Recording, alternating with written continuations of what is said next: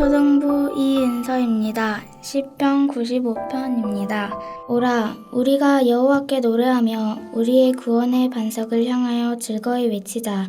우리가 감사함으로 그 앞에 나아가며 시르지어 즐거이 그를 노래하자. 여호와는 크신 하나님이시요 모든 신들보다 크신 왕이시기 때문이로다. 땅의 깊은 곳이 그의 손안에 있으며 산들의 높은 곳도 그의 것이로다. 바다도 그의 것이라. 그가 만드셨고 육지도 그의 손이 지으셨도다. 오라, 우리가 굽혀 경배하며 우리를 지으신 여호와 앞에 무릎을 꿇자. 그는 우리의 하나님이시요 우리는 그가 기르시는 백성이며 그의 손이 돌보시는 양이기 때문이라.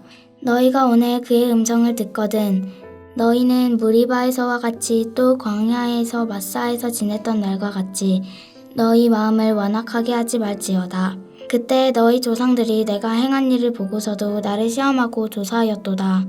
내가 40년 동안 그 세대로 말미암아 근심하여 이르기를 그들은 마음이 미혹된 백성이라 내 길을 알지 못한다 하였도다. 그러므로 내가 노하여 맹세하기를 그들은 내 안식에 들어오지 못하리라 하였도다.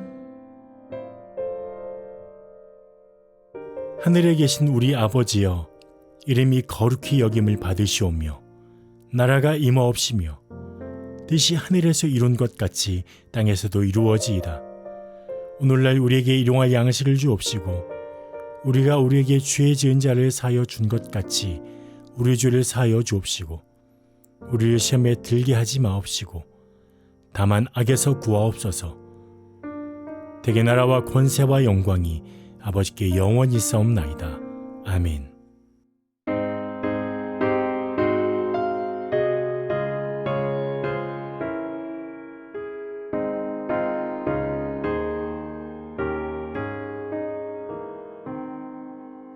구주를 생각만 해도 이렇게 족하듯 주 얼굴 배울 때야 얼마나 좋으랴. 만민의 구주 귀하신 이름은 천지에 있는 이름 중 비할 데 없도다. 참 회개하는 자에게 소망이 되시고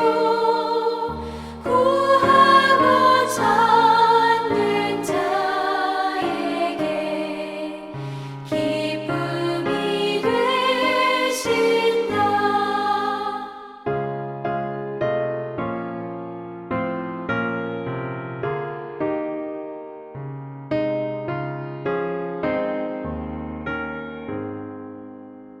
예수의 넓은 사랑을 어찌다 말하랴. 주 사랑받은 사람만 그 사랑 알도다. 사랑의 구주 예수여 내 기쁨 되시고 이제로부터 영원히 영광이 되소서. 아멘.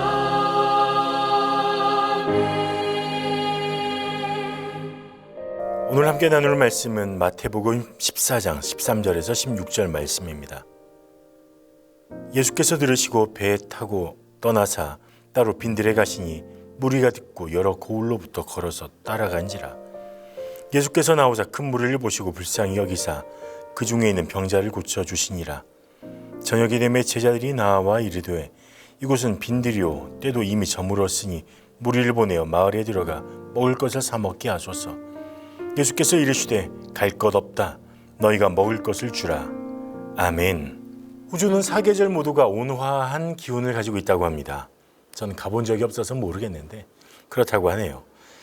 여름에는 호주 전 지역이 우리나라 초여름 정도의 그런 날씨를 가지고 있다고 하고, 겨울철이 되어도 추운 날이 되어도 우리나라의 가을 날씨 정도의 그런 좋은 날을 가지고 있다고 합니다.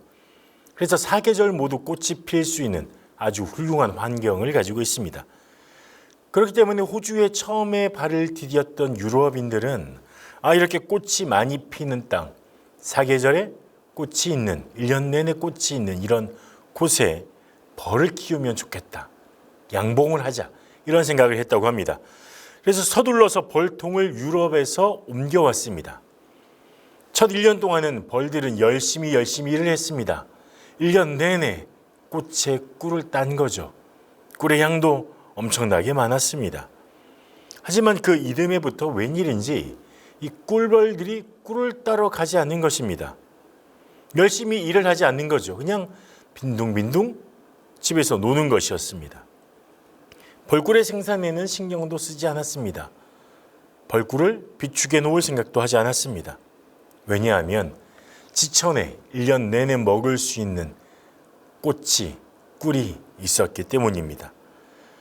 유럽에서는 매년 추운 겨울이 다가오기 때문에 꽃이 피어 있는 동안 열심히 이 겨울을 대비하고 모아야 했지만 이 호주에서는 전혀 그럴 필요가 없었죠. 우리는 부유하고 풍족하길 원합니다. 이 결핍이 없길 원하죠. 하지만 부족한 모자람이 주는 은혜가 있습니다. 거기서 오는 은혜가 있다는 거죠. 부족하고 모자라고 연약하기 때문에 하나님의 도우심을 구하고 하나님의 은혜를 구하며 또 하나님의 역사를 만날 기회를 얻게 되는 것입니다. 오늘 우리가 만나는 결핍, 이 본문에 나와 있는 결핍을 통해서 하나님의 역사가 어떠한지, 우리가 어떻게 하나님의 은혜를 만날 수 있는지 한번 살펴보기 원하는데요. 우리가 첫 번째 만나는 결핍은 동역자의 결핍, 나를 진실로 아는 사람의 결핍을 만날 수가 있습니다. 오늘 본문이 이렇게 시작합니다. 13절에 예수께서 들으시고, 예수님이 과연 무엇을 들으셨을까요? 들으신 게 무엇일까요? 바로 앞에 보면 마태복음 14장 10절에서 12절을 보면 사람을 보내 옥에서 요한의 목을 베어 그 머리를 소반에 얹어서 그 소녀에게 주니 그가 자기 어머니에게로 가져가니라. 요한의 제자들이 와서 시체를 가져다가 장사하고 가서 예수께 아뢰니라. 예수께 아뢰었던 이 사실, 바로 세례 요한의 죽음이었습니다. 세례 요한은 광야에서 외치는 자의 소리이며 주의 길을 예비하는 사람이었습니다. 자신은 물로 세례를 주었으나 내 뒤에 오시는 예수님은 성령으로 세례를 줄 것이다. 이렇게 주님의 길을 예비하는 자였죠. 그리고 예수님께 세례를 베푼 사람이기도 합니다. 하나님이시고 하나님의 아들이시며 구원자 메시아이신 예수님에게 세례를 베푼 사람, 바로 이 세례 요한이었습니다. 그럼으로써 예수님의 사역을, 또 예수님을 이 세상에 본격적으로 드러내기도 했죠.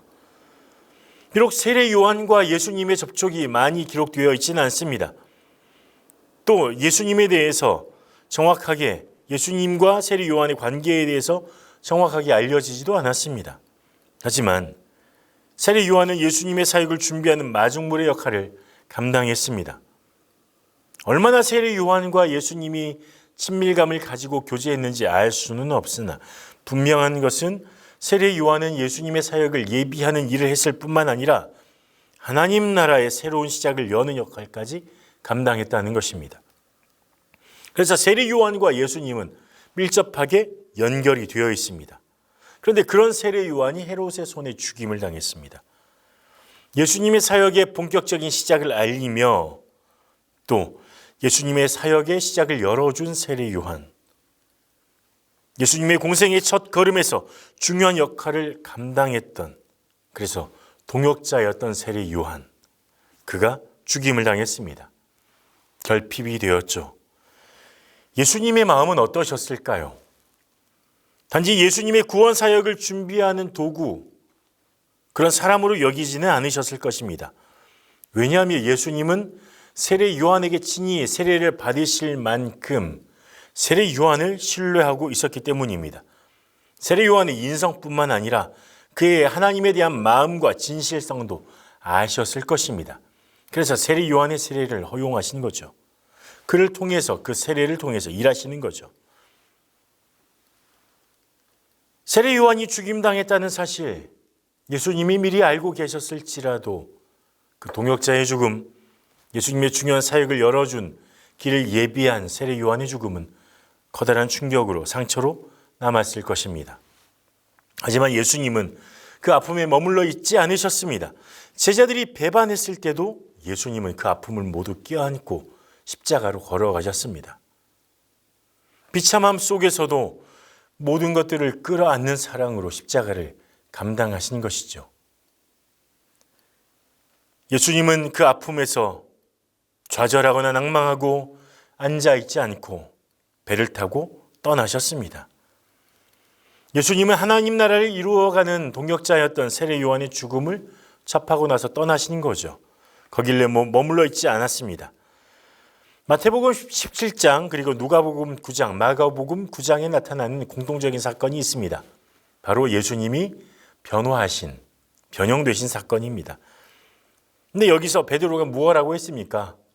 여기 있는 것이 좋습니다. 여기가 좋습니다. 여기에 그냥 주저앉아 있죠. 이렇게 이야기했죠. 하지만 예수님은 그러지 않았습니다. 거기에 머물러 계시지 않았죠. 오늘 본문에서도 마찬가지였습니다. 예수님은 거기에 머물러 계시지 않고 그냥 상처를 끌어안고 거기에 있지 않으시고 길을 떠나셨습니다. 새로운 사역을 향해서 떠나셨죠. 우린 주변 사람을 잃을 때, 내 주위의 사람이 떠나갈 때, 함께 믿고 있었던, 함께 사역했던 사람들이 떠나갈 때 좌절하고 낙심하고 낭망합니다. 그만둘까? 이렇게 일한다고 해서, 사역한다고 해서 무슨 소용이 있지? 이런 생각을 할 수도 있습니다. 특히 사람으로 인해 상처를 받거나 또 그 사람이 부재했다면, 나와 함께할 동역자가 없다면 그럴 수도 있습니다. 하지만 우리는 거기에 머물러 있을 수 없습니다. 우리에게는 사람을 살리는 일, 하나님 나라의 복음을 증거하는 일, 하나님의 놀라운 사랑을 나누는 일, 그 사명이 우리에게 있는 것입니다. 함께했던 사람이 없다고 사명이 사라지는 것은 아닙니다. 우리가 붙들어야 하는 것은 하나님의 사명, 하나님의 부르심입니다. 예수님은 부르심을 붙들고 부르심을 쫓아서 배를 타고 떠나셨습니다. 동역자의 부재, 결핍에 머물러 있지 않았습니다. 그리고 사명, 소명의 진전을 이것들이 막을 수 없었습니다. 또 본문에서 우리가 만나는 두 번째 결핍은 가능성의 결핍이라고 할 수 있습니다. 13절에 보면 예수께서 들으시고 배를 타고 떠나사 따로 빈들에 가시니 무리가 듣고 여러 고을로부터 걸어서 따라간지라. 예수님이 떠나신 곳은 어디입니까? 바로 빈들입니다. 상식적으로 생각했을 때 구원의 메시지를 전하기 위해서 가장 적합한 장소 어딜까요? 사람이 많은 곳이겠죠. 많은 사람이 들어야 하니까. 도성 안에 많은 사람들이 모여있는 광장이나 신앙의 중심지인 회당 그 근처에서 복음을 전했다면 어떨까요? 그것이 훨씬 더 좋은 방법이 아닐까요? 그런데 예수님은 빈들에 가셨습니다. 빈들이 어떤 곳입니까? 직역하면 호젓한 곳, 한가로운 곳, 이런 것일 수 있지만 좀 더 정확하게 말하면 빈들은 황폐하거나 사람이 살지 않는 곳을 뜻합니다. 그러니까 마을이 아니죠. 마을로부터 멀리 떨어진 비어있는 장소, 사람들이 없는 황폐한 곳, 그런 곳이었습니다. 예수님은 결핍을 찾아 떠났습니다. 사람들이 없는 빈들로 가셨죠. 왜 그러셨을까요? 이 결핍의 장소에서 하나님의 역사가 일어나기 때문입니다. 모든 것이 채워지는 그런 곳이 아니라 가능성이 결여된 곳, 가능성이 안 보이는 곳, 가능성이 없는 곳에, 그런 곳에서 하나님의 역사는 더욱더 선명하게 보여지기 때문입니다. 우리는 조건을 채우고 어떤 자격을 갖추면 하나님의 사역을 잘 감당할 수 있을 것이라고 믿습니다. 내가 자격이 충분해지면 또 주변의 조건이니 환경이 다 갖추어져야 하나님이 역사하시기 쉽다, 하나님의 일이 일어난다 생각할 수 있습니다. 하지만 하나님의 역사는 나의 결핍과 모자람의 제한을 받지 않으십니다. 내가 모자란다고 해서 하나님의 역사가 일어나지 못할 리가 없습니다. 오히려 나의 결핍은 하나님의 역사를 선명하게 보여줄 수 있는 그런 기회가 됩니다. 잘 준비할 필요가 없다는 얘기를 하는 것이 아닙니다. 내가 비록 부족하고 환경이 여의치 않고 상황이 하나님의 역사를 이룰 만해 보이지 않아도 실망하거나 좌절할 필요가 없다는 것입니다. 우리 하나님은 그런 결핍과 모자람과 악조건 속에서도 역사하신다는 사실, 우리는 성경을 통해서 알고 있습니다. 예수님은 이 빈들에서, 결핍의 장소에서 하나님의 역사 그 가능성을 보여주십니다. 이 빈들에 예수님이 계시다는 소문을 듣고 사람들이 찾아오기 시작합니다. 이제 결핍의 장소에 결핍된 사람들이 모여들기 시작했습니다. 14절에 예수께 나아오사 큰 무리를 보시고 불쌍히 여기사 그 중에 있는 병자를 고쳐주시니라. 병자들이 사람이 없는 곳까지 가는 것이 쉬운 일이었을까요? 아픈 몸을 이끌고 누군가의 손을 의지해서 또는 들것에 실려서 그 먼 곳, 빈들까지 가는 곳, 말이 아닌 사람들이 없는 곳까지 가는 것이 쉬운 것이었을까요? 그런데 이들은 자신의 결핍을 끌어안고 예수님을 찾아갔습니다. 당시 의술로는 나을 수 없었던 병일 수 있습니다. 의사, 의료기술의 도움을 받아도 나을 수 없었던 병. 왜냐하면 어느 정도 낫고 어느 정도 치유의 가능성이 보였다면 굳이 거기까지 갈 이유가 없잖아요. 예수님께 나아갈 이유가 별로 없습니다. 왜냐하면 의술의 도움을 받을 가능성이 열려있기 때문이죠. 혹시 치료를 받을 수 없는 가난한 상태여서 의술의 도움을 받기에, 의사를 찾기에, 약을 쓰기에 그럴 상황이 안 되는 가난한 상태여서 병을 끌어안고 살아야 했던 사람들, 그런 사람들도 있었을 수도 있습니다. 예수님은 이들을 육체적인 건강이 결핍된 사람들을 불쌍히 여기시고 고쳐주셨습니다. 그들의 결핍을 채워주셨습니다.